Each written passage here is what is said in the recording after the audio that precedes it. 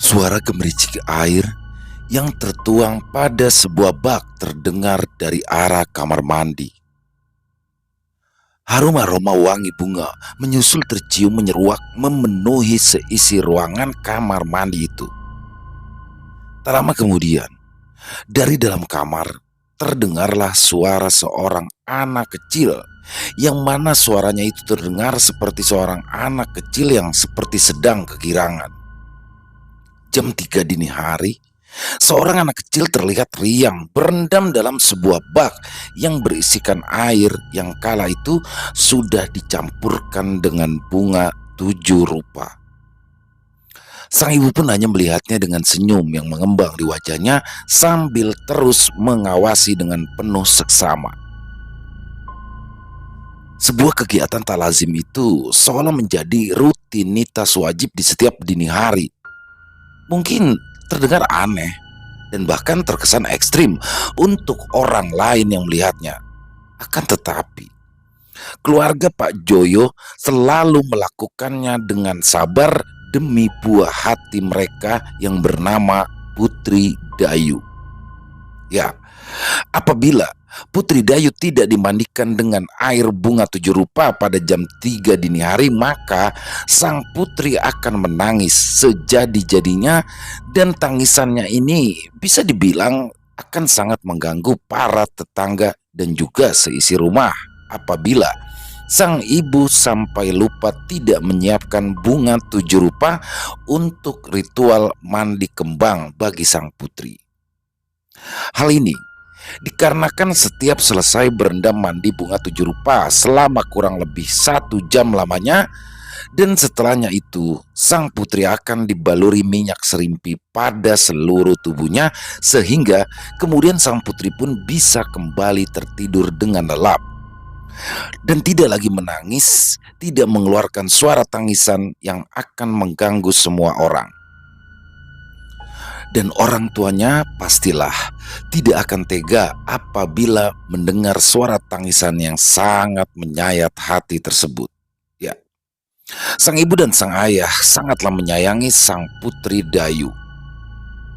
Putri Dayu pun tak ingin tidur di dalam kamarnya yang hangat. Ya, sang putri memilih tidur di atas lantai di halaman depan rumahnya, tepatnya tidur di bawah pohon jambu di atas badukan atau tempat duduk lebar yang terbuat dari semen yang menyatu dengan bumi, tepat dibangun di bawah pohon jambu. Begitulah rutinitas setiap harinya agar sang putri tidak rewel dan menangis terus semalaman penuh. Pak Joyo sendiri merupakan seorang anggota TNI yang mana salah satu prestasinya adalah ketika Pak Joyo ikut terlibat langsung di Operasi Trikora dalam rangka pembebasan Irian Barat yang berlangsung di sekitar tahun 1961 sampai dengan 1962. Bahkan Pak Joyo pun mendapatkan penghargaan langsung dari pemerintah Indonesia atas jasa-jasanya di masa itu. Dalam kesehariannya, seperti anak-anak pada umumnya, sang putri pun seringkali bermain bersama dengan teman-teman sebayanya, baik perempuan maupun laki-laki. Mereka akan bermain segala macam permainan tradisional dalam suasana teduh di desa yang masih asri. Surabaya, Jawa Timur, sekitaran tahun 1975. Di tahun ini, usia Putri Dayu sudah menginjak usia 5 tahun. Di sore itu, kala itu Putri Dayu bersama dengan anak-anak kampung lainnya bermain dengan sangat riang. Ya, mereka terlihat bersemangat untuk mencari ikan gatul di dalam got. Ya, ikan gatul di sini adalah merupakan kecebong atau calon katak yang nantinya akan digunakan oleh anak-anak kecil itu untuk bermain pasar-pasaran dengan menjadikan ikan-ikan kecil berwarna hitam tersebut sebagai dawet. Ya, sebagai dawet-dawetan yang digunakan untuk sarana bermain dengan anak-anak seusianya. Dan saat sang putri sedang asik-asiknya bermain dengan teman-temannya untuk mencari kecebong gatul tadi dengan cara terus mengikuti aliran air di got yang berjalan itu. Hingga tak terasa sampailah aliran airnya tepat di depan sebuah rumah kosong yang telah lama ditinggalkan oleh pemiliknya. Rumah kosong ini sendiri sudah terkenal cukup angker di desa tersebut. Akan tetapi anak-anak itu tetap asik bermain dengan riangnya tanpa memperdulikan rumah kosong di sekitarannya. Sempat kala itu ada warga yang melintas dan mengingatkan anak-anak itu agar mereka jangan lagi bermain di situ. Tapi ya namanya anak-anak, mereka pun tak terlalu menghiraukan hingga menjelang maghrib barulah anak-anak itu beranjak pulang ke rumah masing-masing termasuk Putri Dayu.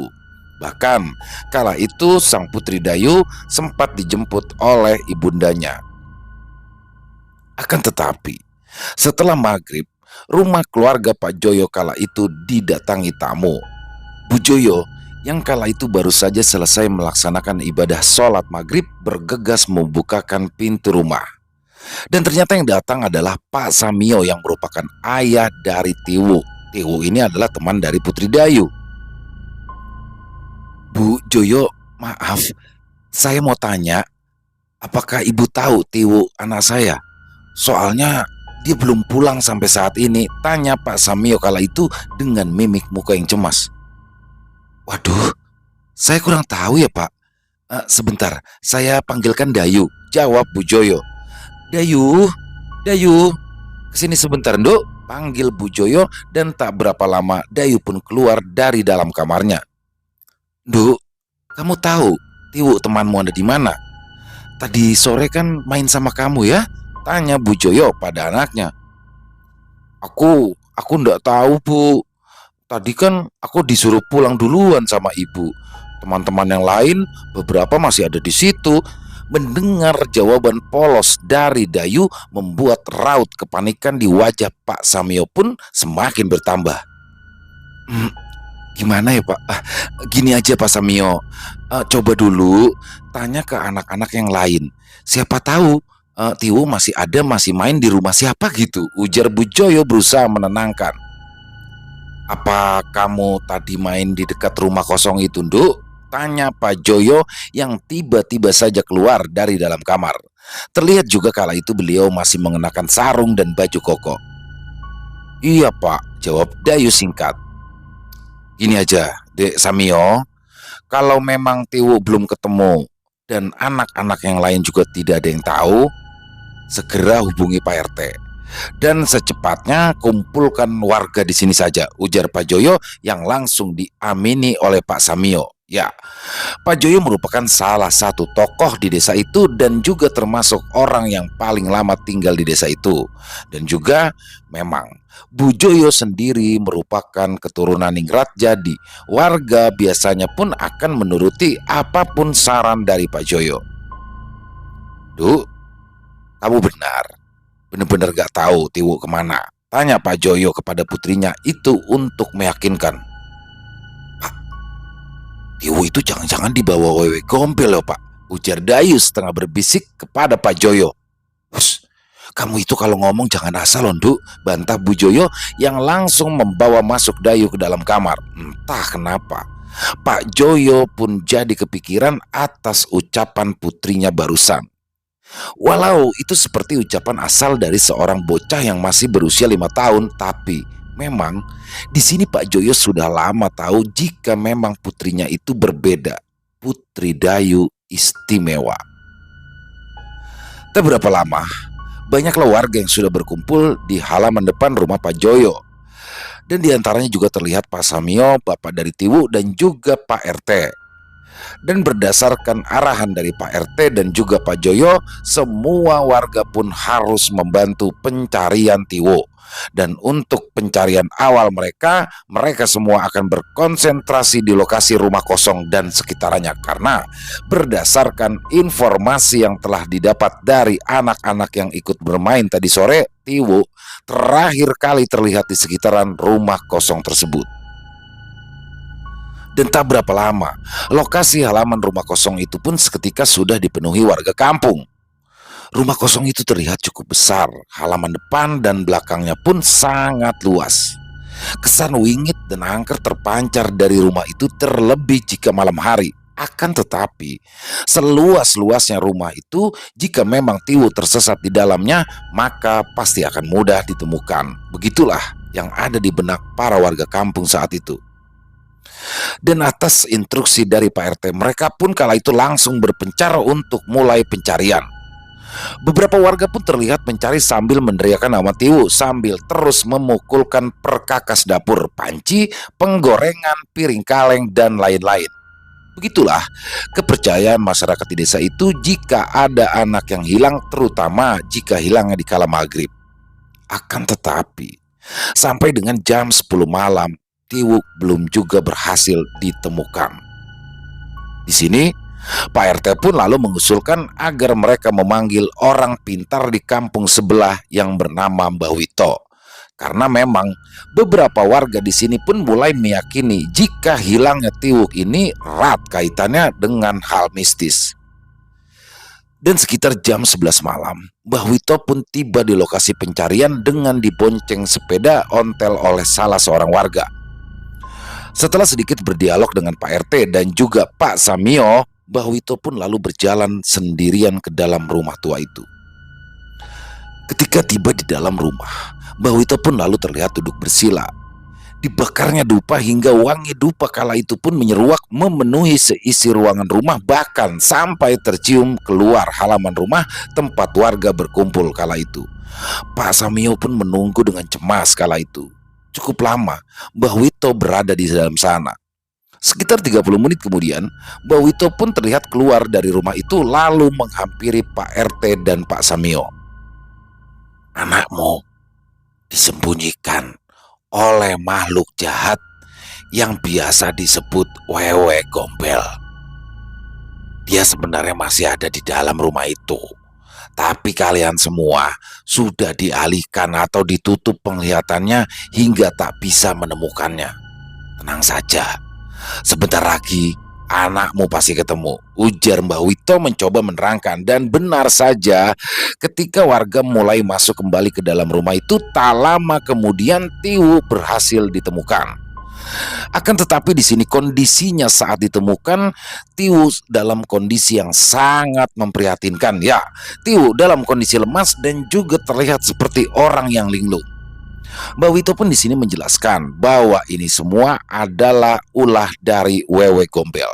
Jadi, anak yang disembunyikan oleh Wewe Gombel ini selama ia disekap, maka ia diberikan makanan yang sangat menjijikan dengan tujuan agar si anak ini menjadi bisu dan tidak bisa menceritakan kepada siapapun tentang wujud sebenarnya dari si Wewe Gombel tersebut. Dan setelahnya, rombongan warga pun terlihat membawa Tiwu kembali ke halaman depan rumah Pak Joyo untuk dilanjutkan dengan ritual penyembuhan oleh Mbah Wito. Kala itu, jarum jam sudah menunjukkan pukul jam 12 malam. Dan dengan mendengar suara ramai yang ada di halaman depan rumahnya, Putri Dayu pun yang kala itu sudah tidur bersama ibunya menjadi terbangun. Ia pun lalu dengan mengendap-endap keluar dari dalam kamar. Ia penasaran akan sahabatnya Tiwu, apakah sudah ketemu atau belum. Dengan membuka sedikit gorden jendela, Putri Dayu kala itu melihat banyak sekali warga yang berkumpul malam itu. Dan terlihat senyumnya pun mengembang ketika ia mendapati sahabatnya Tiwu sedang duduk di depan seorang lelaki tua, yang mana itu adalah Mbah Wito. Terlihat kala itu Mbah Wito masih melakukan ritual untuk menyadarkan Tiwu yang kala itu memang masih terlihat seperti orang yang linglung, tatapan matanya kosong. Dan tak lama kemudian, Mbah Wito pun meminta Pak Samio, ayah dari Tiwu, untuk mengambil air peceran atau air got untuk selanjutnya diguyurkan ke sekujur tubuh Tiwu. Ya, memang Banyak sekali kepercayaan jika ada anak yang hilang karena diculik oleh makhluk gaib, maka setelah ia kembali, ia pun harus diguyurkan dengan air got untuk menghilangkan pengaruh buruk yang diakibatkan oleh sosok makhluk gaib yang menculiknya. Akan tetapi, di sini Putri Dayu yang mendengarkan hal itu pun langsung berlari keluar rumah untuk menghalangi niatan tersebut. Ya, sang Putri Dayu meronta-ronta memohon agar orang tua Tiwu tidak mengizinkan apabila teman bermainnya itu dimandikan dengan air peceran atau air got. Tapi di sini sang putri meminta Tiwu untuk dimandikan dengan air bunga 7 rupa agar wangi dan terbebas dari sihir wewe gombel. Tapi kala itu orang tua Tiwu lebih memilih menjalankan perintah sang dukun daripada menuruti saran Putri Dayu yang memang saat itu masih berumur 5 tahun. Tentu saja ia kalah suara dengan warga kampung. "Bu, ayo masuk lagi. Ini sudah malam. Kenapa kamu belum tidur?" ujar Pak Joyo dengan lembut lalu menggendongnya. "Pak, Tiwu jangan dimandiin air got. Nanti malah tambah parah, Pak," ujar Putri Dayu sambil menangis. "Tiwu mandikan air kembang.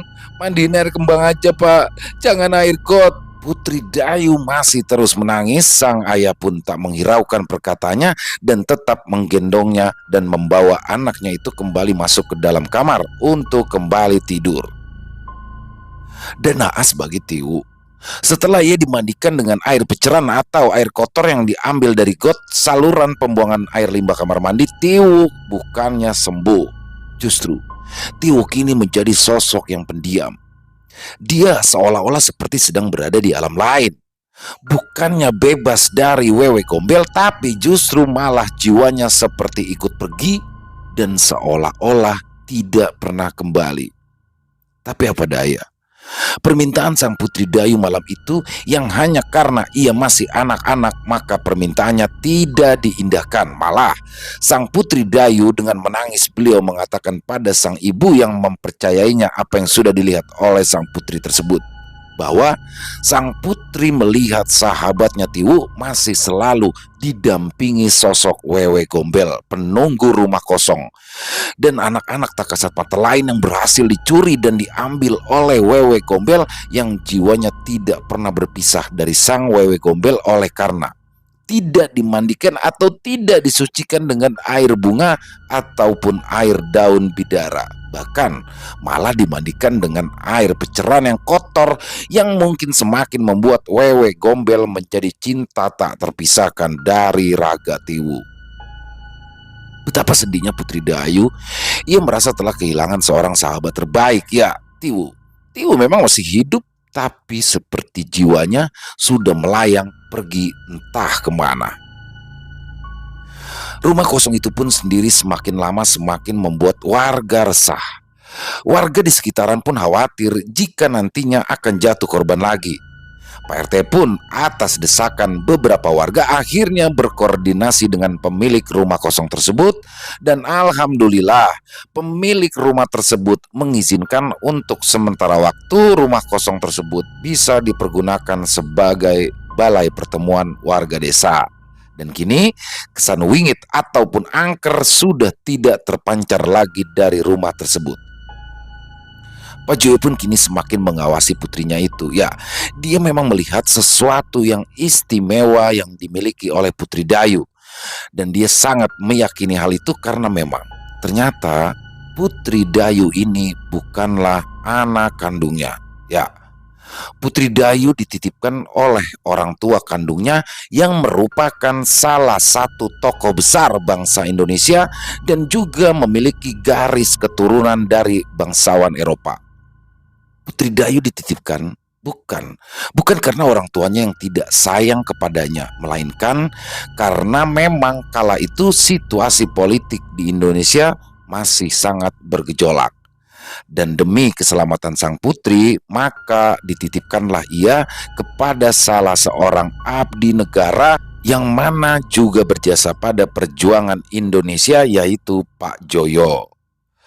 Hingga Ketika Putri Dayu menginjak usia remaja dan situasi politik saat itu mulai mereda, barulah di sini Pak Joyo dan Bu Joyo pun memberitahukan identitas aslinya. Di sini sang putri sangatlah terharu. Namun rasa cintanya terhadap keluarga Pak Joyo sampai kapanpun tak pernah berubah. Ia masih menganggap Pak Joyo dan Bu Joyo sebagai orang tuanya. Akan tetapi, setelah mengetahui hal itu, Putri Dayu pun mulai mencari dan mulai merunut garis keturunannya hingga pada tahun 2016 Putri Dayu pun mendapatkan pengakuan dari para bangsawan Eropa hingga ia pun mendapat gelar HRH, Her Royal Highness, yang mana berarti beliau memiliki darah bangsawan kerajaan Eropa. Selesai. Ya, kisah yang sangat luar biasa, kisah yang sangat luar biasa. Kali ini kisah dari Surabaya, Jawa Timur, yang mana kisah ini adalah kisah based on true story ya, kisah nyata yang dikirimkan langsung oleh Putri Dayu Kencana, dan sangat terhormat bagi saya, sangat kehormatan besar bagi saya bisa membawakan kisah ini di channel ILO Bercerita. Salam hormat saya, Profesor Putri Dayu. Dan semoga teman-teman bisa terhibur dari kisahnya barusan, terutama para pecinta horor atau para penikmat horor.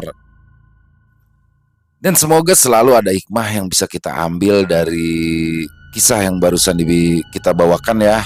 Dan yang buruk-buruk silakan dibuang saja. Jadi ya itulah kepercayaan dari masyarakat desa dulunya ya. Jadi sayang sekali, sangat disesalkan di sini akhirnya Tiwu pun seolah-olah jiwanya tidak pernah kembali. Jadi memang itulah ya, ada sempat saya baca di artikel, memang kebanyakan dari Wewe Gombel yang menculik anak ini, memang anak ini disekap lalu kemudian diberikan makanan dari kotoran manusia, yang mana tujuan dari Wewe Gombel ini adalah untuk agar si anak tersebut menjadi bisu dan tidak bisa menceritakan tentang sosok atau rupa dari Wewe Gombel ini kepada siapapun. Jadi ya itulah, tapi kembali lagi ya, ini kisah nyata based on true story, tapi untuk percaya atau tidak kami kembalikan kepada teman-teman pendengar semuanya di rumah. Ya, kami tidak bisa memaksakan hal itu. Dan semoga sekali lagi semoga terhibur, dan yang punya komentar lain silakan bisa tulis di kolom komentar, ataupun untuk sekedar saling menyapa silakan, insya Allah kami akan membalasnya satu persatu. Dan buat yang suka dengan videonya silakan bisa diklik tombol jempol atau tombol like-nya. Buat yang belum subscribe jangan lupa diklik tombol merah subscribe-nya, dan lonceng notifikasinya jangan lupa dinyalakan agar teman-teman selalu mendapatkan notifikasi dari konten-konten yang akan kami upload selanjutnya. Kami upload sekitaran jam 10 sampai jam setengah 11 malam ya. Jadi ada jeda 3 jam antara Extreme Movie. Jadi setelah Extreme Movie baru kita akan up di ILO Bercerita. Mohon dukungannya teman-teman ya untuk kesuksesan channel ini, untuk keberlangsungan channel ini, dan semoga kita bisa selalu menghibur teman-teman. Dan buat teman-teman mungkin yang mau dibawakan kisahnya seperti Putri Dayu di sini, silakan bisa kirimkan kisah teman-teman ke nomor telepon kami yang ada di 087845094752. Ya, kami ulangi 087845094752. Dan buat yang sudah mengirimkan kisah tapi belum kami bacakan, harap sabar ya. Pasti akan kami bawakan, tapi memang masih butuh proses ya, butuh penggarapan, dan nanti kami akan lihat apakah cocok dibawakan di Ekstrim maupun di ILO Bercerita. Tapi sama saja. Ya itu aja. Silakan teman-teman dikirimkan kisahnya yang ada, yang bertemakan horor misteri. Silakan, mau kisah pribadi, kisah keluarga, kisah teman, saudara, bebas. Yang penting based on true story atau kisah nyata. Dan sekali lagi salam hormat untuk Putri Dayu Kencana, yang mana beliau selalu mendoakan, mensupport agar channel ini terus berkembang. Dan di akhir kata saya mengucapkan permohonan maaf apabila ada kesalahan saya dalam berkata-kata dalam pembawaan kisahnya barusan saya, atau ada kata-kata saya yang mungkin kurang berkenan. Saya mohon dibukakan pintu maaf yang seluas-luasnya, karena saya hanyalah manusia biasa, tempatnya salah dan dosa. Dan Sampai berjumpa lagi di konten-konten kami selanjutnya yang pasti tidak kalah horornya, pasti tidak kalah serunya. Masih bersama saya Ilo di Ilo Bercerita. Salam sehat, sukses selalu untuk kita semua. Amin amin ya robbal alamin. Wassalamualaikum warahmatullahi wabarakatuh.